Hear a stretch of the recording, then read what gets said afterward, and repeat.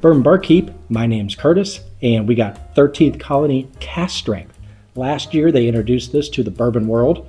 People were excited. Let's see if they can put back another banger.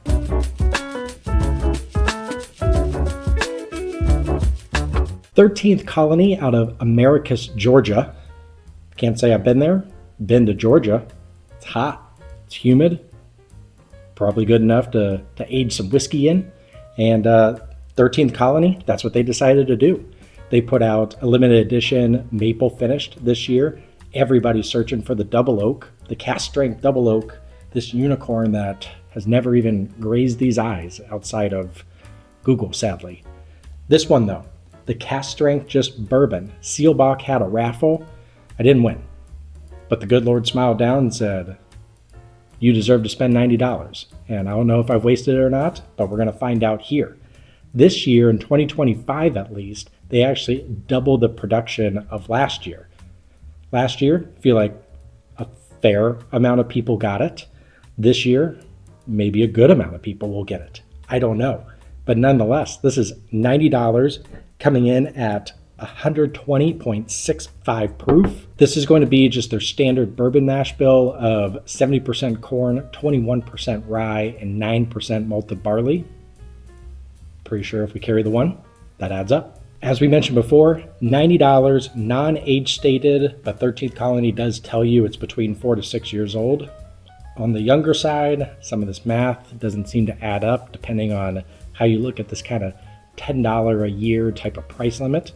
Cask strength, blurs those lines a little bit, but nonetheless, this guy could be in the running for Whiskey of the Year. We shall find out after I get this poured into a glass, so that makes it a little easier. Facts are fun, tasting, nosing, little better. So let's get this guy underway, see if this $90 bottle belongs on your shelf. A lot of apple, pear. There is like corn soak. So that 4 to 6 years, it does come off a little youthful, a little caramel, nice vanilla coming out. Sweetness is there for sure. Definitely in the forefront. As this opens up in the glass a bit more, it does develop slightly. I do feel like it goes into this youthfulness where that apple corn soak is definitely there. Nice bright vanilla. Rich caramel, I'll give them that. But there is a fair amount of actual barrel char, maybe barrel influence coming out of this, like a nice smokiness, if you will. Not Scotch by any means, but for 4 to 6 years and coming off as youthful, you wouldn't expect as much barrel influence. But let's get it on the palate, see what we're working with.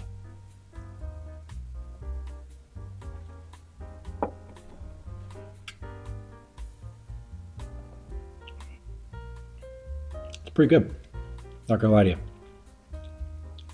That caramel develops into more of like a nice syrupy maple, little butterscotch in there. Leather, that barrel char does continue. Great finish in the chest as you would expect at 120 proof. Not that this is shocking, more conveying the experience, if you will. I don't think it punches too far above 120. I feel like what's on the label is true. Dries the tongue just a little bit, a little more cherry coming out with that apple on the tongue, vanilla. It's good, it's sweet. I wouldn't call it overly viscous because it's already gone. Still feel it in the chest very nicely, but I think the experience of what's on the palate, at least on first sip, leaves me wanting a bit more at $90. You want the experience on the palate to hang around a bit more, but not bad. It goes sweet, enjoyable. Let's get on sip 2 and see what else comes out. This actually reminds me a fair amount of the Green River Full Proof for whatever reason. This cherry pie, this nice baking spice is very prevalent at this point. Really enjoy those tasty notes. Anytime you're throwing pie into the palate, I'm kind of here for it. But that butterscotch is still there. Baking spice, cinnamon just kind of tingles the tongue. That rye spice is on the finish. Kind of translates more like a clove and dare I say root beer. Really excited when root beer kind of shows up. Just a hint of it on the back of the palate, but that clove just kind of hangs around on the finish. It's really nice. Enjoy it. Just at $90, I'm just wanting just a little bit more in terms of the experience in the mouth. That 120 proof, close to 121, is really nice. Sip 2, I think it may have been dialed back a little bit. That cinnamon spice just kind of tingles the tongue a little bit, but it doesn't blow your doors off. But pretty good experience on the finish at least. Now we got to figure out, is this a Whiskey of the Year candidate? So we have our senses categories. That way we can at least navigate what does a 72 even mean. Did I just give away my answer? I don't know. We kind of do this on the fly at this point. Then we go into a little bang for the buck to where between experience, price, some of the specs, we could all take that into consideration. So let's get into some scoring. 72, I don't think I did give it away. I think that was a pure example and I'm proud of myself.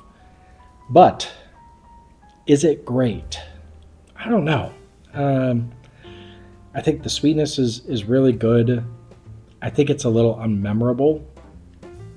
And at $90, which we'll get into in a minute, what's in the glass? I'm going to go 78. I feel like it's upper tier, the good stuff.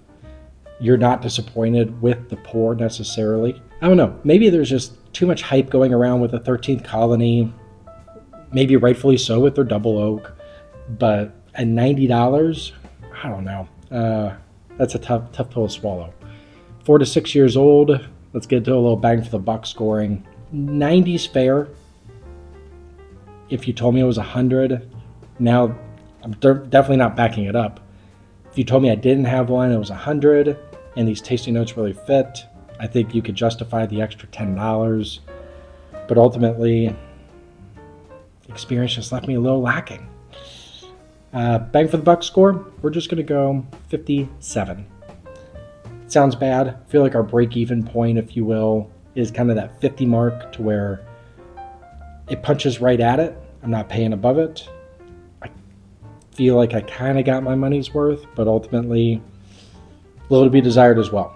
So we're going to plug that into the Bourbon Barkeep Whiskey of the Year rankings and see how middle it will be. We got some good ones this year. I don't think it's going to make the cut, but hopefully this helps you.